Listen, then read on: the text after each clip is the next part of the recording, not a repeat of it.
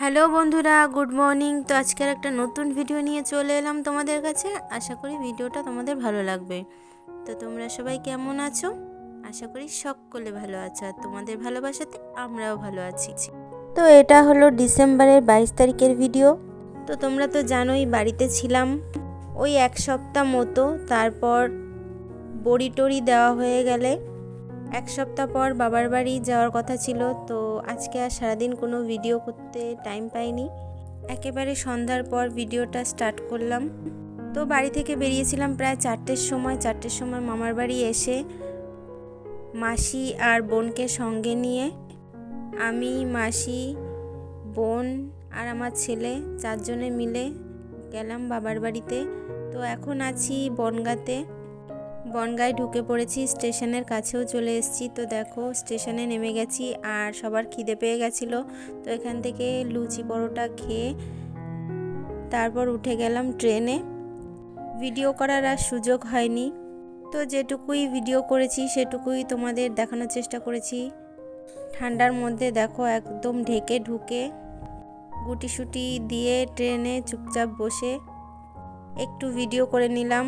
আর দেখতে দেখতে অনেকটা সময় চলে গেছে। 1.5 ঘন্টার জার্নির পর চলে আসলাম।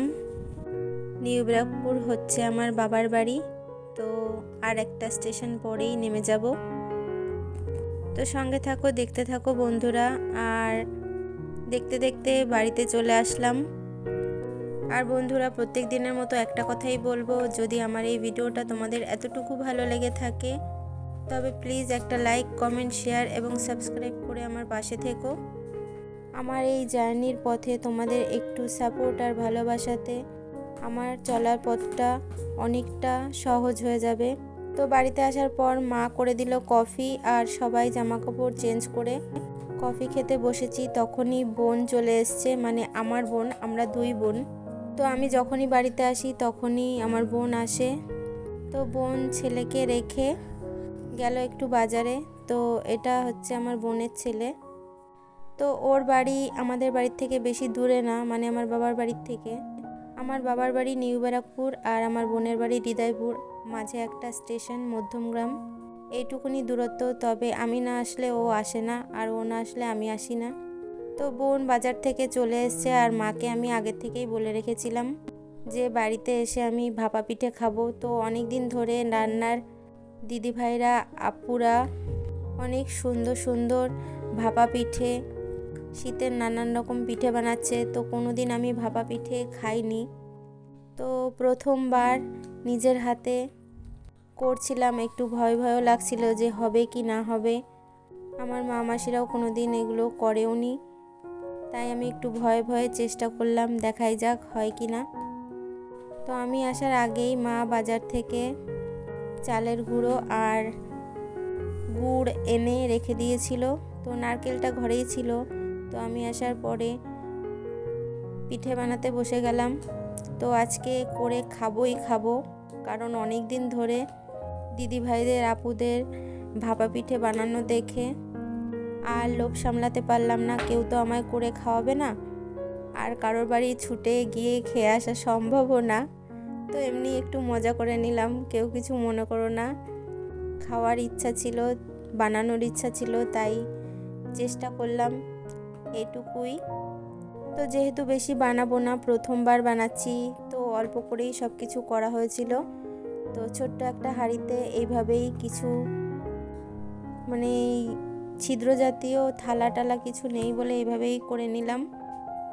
তো ওই ছিদ্র জাতীয় একটা গামলা ছিল, তা ওটা অনেক বড় ছিল, তার জন্য এই ঝাঁঝরি হাতা করেই করেছি। তো সত্যি বন্ধুরা, কি বলবো, এত সুন্দর হয়েছিল আর এত টেস্ট, ভাপা পিঠের যে এত স্বাদ, সেটা আমি প্রথমবার নিজে বানিয়ে খেয়ে বুঝলাম। তো সবাই অনেক সুন্দর সুন্দর করে পিঠে বানায়। তো আমি যেটুকু পেরেছি প্রথম চেষ্টায় সেটুকুই আমার কাছে অনেক। তো সবাই খেয়েছে, খেয়ে অনেক প্রশংসা করেছে। তো সবাই বলতে আমরা এই কয়জনই। তো প্রথমটা বানিয়েই তোমাদের দেখিয়ে দিলাম। তো দেখো রেডি করে নিয়ে এখন ওদের সামনে যাব, ওদেরকে দেব।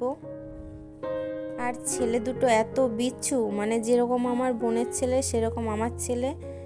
তো আসতে না আসতেই চারিদিকে এলোমেলো করে দেখো কি শুরু করেছে, তার জন্যই আর কি ভয়েসগুলো দিতে পারিনি। এত চিৎকার চেঁচামেচি, তোমরাই বিরক্ত হয়ে যেতে, তার জন্য আর কি একা একাই ভয়েস দিলাম। তো অনেক মজা হয়েছিল খেতে, সবাই প্রথম পিঠেটা একটু একটু করে ভাগ করে খেয়েছিলাম। তারপর বেশি বানাইনি, ওই 4টে মতো বানিয়েছি। তো এরপর আরও ভালো করে করার চেষ্টা করব আর সবাইকে খাওয়ানোর চেষ্টা করব, মানে আমার বাড়ির সবাইকে। তো কি বলো তো বন্ধুরা, আমাদের এখানে বা গ্রামের দিকে এই ভাপা পিঠেটা তৈরি করা হয় না, যার জন্য আর কি কোনো দিন খাওয়াও হয়নি। তো বানিয়ে ফেললাম আর তোমাদের সঙ্গে শেয়ার করে দিলাম। দেখো এদিকে ভিডিও করছি আর বিচ্ছু দুটো কি শুরু করেছে। তো বন্ধুরা, সব সময় তোমাদের সুন্দর সুন্দর কমেন্ট পড়ে মনটা যতই খারাপ থাক না কেন, কমেন্টগুলো পড়লে অনেক ভালো লাগে, এগিয়ে চলার একটা অনুপ্রেরণা পাই। তো এইভাবেই বন্ধুরা আমার সঙ্গে থেকো, সব সময় আমি তোমাদের সঙ্গে আছি। এতদিনে যারা আমার বন্ধু তারা হয়তো অনেকেই আমাকে চিনে গেছো যে আমি কেমন। তো এটাই বলবো, তোমাদের পাশে আছি আমি সব সময় ফুল সাপোর্ট দিয়ে, আর তোমরাও আমার পাশে ফুল সাপোর্ট দিয়ে থেকো, এটুকুই চাই, আর কিচ্ছু চাই না তোমাদের কাছ থেকে। একটা লাইক অনেকটাই গুরুত্বপূর্ণ আমার কাছে। তো অনেক কথা বলে ফেলেছি। তারপর রাত্রে রান্না করেছিলাম আমি ডাল, মুসুরির ডাল, পেঁয়াজ আর রসুন দিয়ে, আর করেছিলাম নতুন আলু দিয়ে, ধনেপাতা দিয়ে ডিমের ঝোল। তো কেমন হয়েছে সেটা কমেন্ট করে জানিও। আর আজকের ভিডিওটা তাহলে এই পর্যন্তই রাখলাম বন্ধুরা, ভালো থেকো, সুস্থ থেকো আর আমার পাশে থেকো।